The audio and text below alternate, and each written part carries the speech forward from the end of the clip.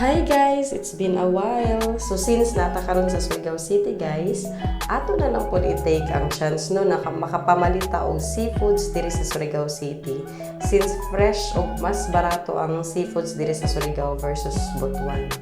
So unahon nato ning nukos guys. So kung makita ninyo grabe naglubad-lubad pa gyud ang nukos. So na-imagine na nako ang katamis sa atong kinilaw unya na nukos guys. So nakita ninyo oh, grabe pagid siya, fresh, galubad-lubad pagid ihang color.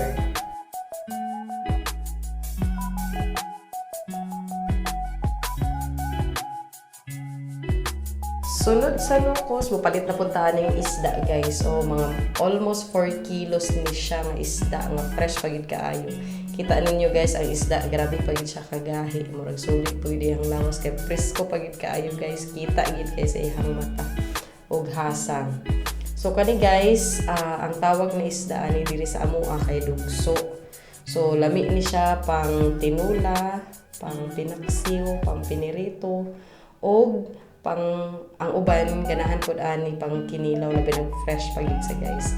So ang naka-advantage ani kay pwede nato pahinduan daan ang atong isda. Aron pag uli nato unya, igo na lang gyud nato siya hugasan ug atong lutuon.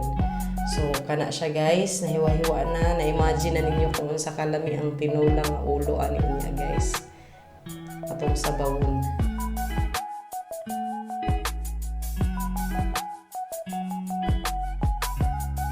Ug ang atong last stop is kaning wild crab tungod kay panagsarata talag sa uning wild crab makita dito sa Butuan guys, palita din sa Surigao. Kay mas barato pod siya ug lahi ra gyud pod ang lasa pag wild ang ato ang crab guys. So ato nang sugdan ang ato ang mukbang nga seafood. So sugdan nato sa ato ang kinilaw nga nukos. Then, by the way guys, nipalita og duha ka king crab, mga 1.2 kilos each yata ni siya. Then, ato lang din gisagulan og gagmay kay medyo bugat pod kay sa bulsa ang king crabs guys.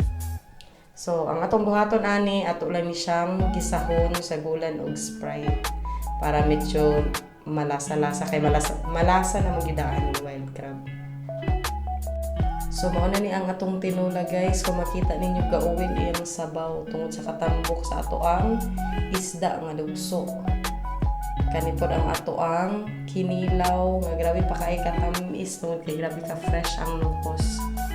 Then mao na ni ang ato ang crab guys, nga wild crab from Surigao.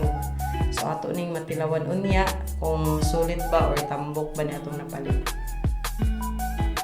So mao ni atong imukbang karon nga gabi guys.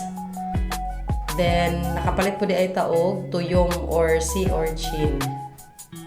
So medyo lami-lami gid, malimtan gid nato atong diet for tonight's video guys. So for the moment of truth, tanaw nato kung sulit ba ni atong napalit nga king crab. Excited na ba mo guys? Kay ako excited na kaayo mag kaon muhabhab. Oh my god, sulit na sulit. Grabe katambok ang atohang crab nga napalit guys. And that's it for tonight's video because manghabhab na mi guys ug mulafang na mi. Thank you for watching and bye bye till next video.